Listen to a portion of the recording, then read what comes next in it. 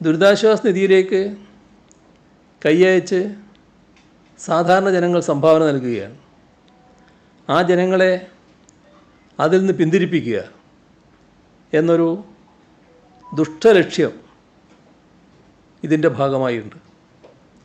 ഒരു സംശയവുമില്ലാതെ പറഞ്ഞു വെക്കാനുള്ളത്, ഇതൊരു സാധാരണ മാധ്യമ പ്രവർത്തനമല്ല, വിശേഷിപ്പിക്കാവുന്നത് നശീകരണ മാധ്യമ പ്രവർത്തനമെന്ന് മാത്രമാണ്.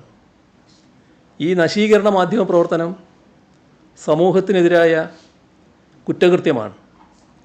തങ്ങളുടെ വിശ്വാസക്കാർക്ക് മാത്രമല്ല, സമൂഹത്തിനെതിരായ കുറ്റകൃത്യമാണ് ചെയ്യുന്നത് എന്ന തിരിച്ചറിവ് ഇത്തരം ആളുകൾക്കുണ്ടാവണം. എല്ലാ മാധ്യമങ്ങളും ഒരേപോലെ ഇക്കൂട്ടത്തിലുണ്ട് എന്ന് പറയുന്നില്ല. ചിലവ തെറ്റായ വാർത്ത കൊടുത്തു എന്ന് മനസ്സിലാക്കി തിരുത്തിയിട്ടുണ്ട്. അത്രത്തോളം നല്ലത് തന്നെ. ഇവിടെ മാധ്യമങ്ങൾ പൊതുവെ വിവാദ നിർമ്മാണശാലകളായി മാറിയതാണ് കണ്ടത്. യാഥാർത്ഥ്യം വസ്തുനിഷ്ഠമായി സമൂഹത്തിലെത്തിച്ച് ജനാധിപത്യത്തെ ശക്തമാക്കുക, ഇതാണ് മാധ്യമങ്ങൾ ചെയ്യേണ്ട ധർമ്മം. എന്നാൽ ആ ഉത്തരവാദിത്വം വിസ്മരിച്ചുകൊണ്ടാണ് പല മാധ്യമങ്ങളും പ്രവർത്തിച്ചത്. അതിനു പകരം വിവാദങ്ങൾ സൃഷ്ടിക്കുക, ജനങ്ങളെ തെറ്റിദ്ധരിപ്പിച്ച് കച്ചവട രാഷ്ട്രീയ അജണ്ടകൾ നടപ്പിലാക്കുക എന്ന നിലയിലേക്ക് അധപ്പതിക്കുന്ന അവസ്ഥ വന്നിരിക്കുന്നുവെന്ന് തിരിച്ചറിയാൻ നമുക്ക് കഴിയണം. എന്താണ് സംഭവിച്ചത് എന്ന് വിശദമായി തന്നെ പരിശോധിക്കേണ്ടതുണ്ട്. കേരളത്തിൻ്റെ ചരിത്രത്തിൽ താരതമ്യമില്ലാത്ത ദുരന്തമാണ് മേപ്പാടിയിലുണ്ടായത്. ദുരന്ത നിവാരണത്തിന് അടിയന്തര ധനസഹായം അനുവദിക്കുന്നതിനായി കേന്ദ്ര സർക്കാരിന് സംസ്ഥാനം മെമ്മോറാണ്ടം സമർപ്പിച്ചു.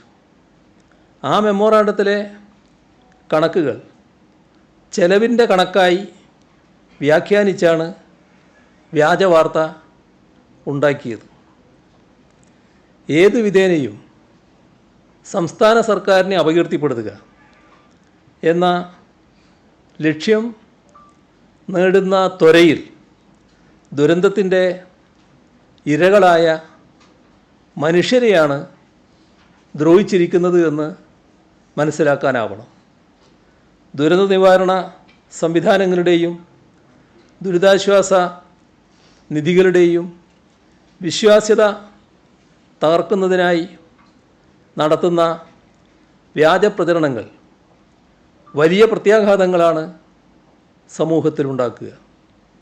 ഒരു വാർത്ത ആർക്കെതിരെയാണോ റിപ്പോർട്ട് ചെയ്യുന്നത്, അതിനു മുൻപ് അവരോട്, ബന്ധപ്പെട്ടവരോട് അതിൻ്റെ വിശദാംശങ്ങൾ അന്വേഷിക്കുക എന്ന അടിസ്ഥാന മാധ്യമധർമ്മം പാലിക്കാതെയാണ് ഇത്രയും പ്രധാനപ്പെട്ട ഒരു വിഷയത്തിലുള്ള വാർത്ത പ്രക്ഷേപണം ചെയ്തത്.